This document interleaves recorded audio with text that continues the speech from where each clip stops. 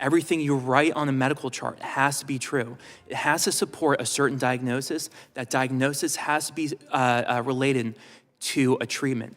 If there's any break in that link, that's a big problem. People go to prison for that. Have you ever heard of a healthcare provider using some of these tactics or using a wrong insurance code? Yeah, I've heard about it, and those people are in prison. In foreign countries, we refer to gender reassignment surgeries as child genital mutilation. In the US, we have a much more medicalized and sterile terminology that we use of a gender reassignment surgery. It's utterly barbaric, and thankfully we have a president who's serious about ending it. Dr. Haim, thank you so much for being here. We really appreciate all the work that you have done and your bravery throughout this process. I'd like to ask you a few questions. There's a far-left organization, and it's known as the Campaign for Southern Equality, and it publicly posts a fact sheet, with commonly used insurance codes. The group claims that, quote, this information can help guide providers about insurance codes for trans healthcare that are commonly accepted and rejected, end quote. Are you aware of this fact sheet? I am aware. You are. Could you explain maybe a little bit about the sheet and what it's commonly used for? So this is really important because when you type in gender-affirming care diagnosis codes on Google, this is one of the top search results.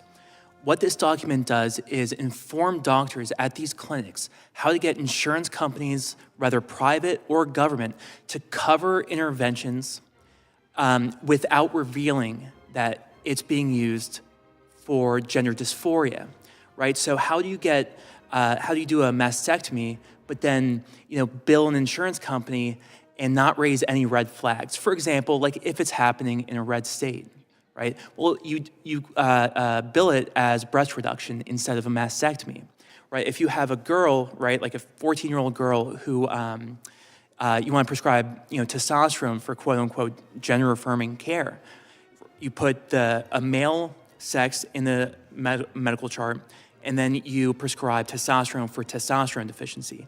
The only thing the insurance company sees is male testosterone deficiency, no red flags are raised. They don't know that they're getting defrauded. But what this guide is essentially a template for how to commit medical fraud. And we should all remember, this is something that people go to prison for. This is a major deal. They have entire departments at hospitals for this. That's right. So this is a way of guiding doctors of how to defraud insurance companies. Is that correct? How to lie to them? That's what it says in that.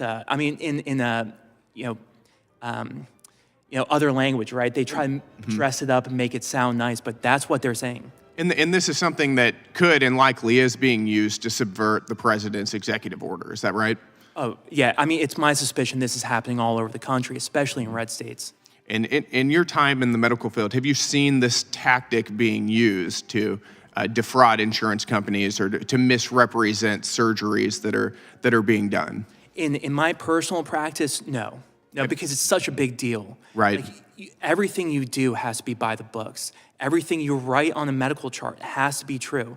It has to support a certain diagnosis. That diagnosis has to be related to a treatment. If there's any break in that link, that's a big problem. People go to prison for that. Have you ever heard of a healthcare provider using some of these tactics or using a wrong insurance code? Yeah, I've heard about it, and those people are in prison. Mm-hmm. And you suspect, to be clear, that this is currently a recurring practice? Yeah, and there's a few cases in Texas where the Attorney General of Texas has, and of course this is before litigation. We have to remember that people are innocent until proven guilty.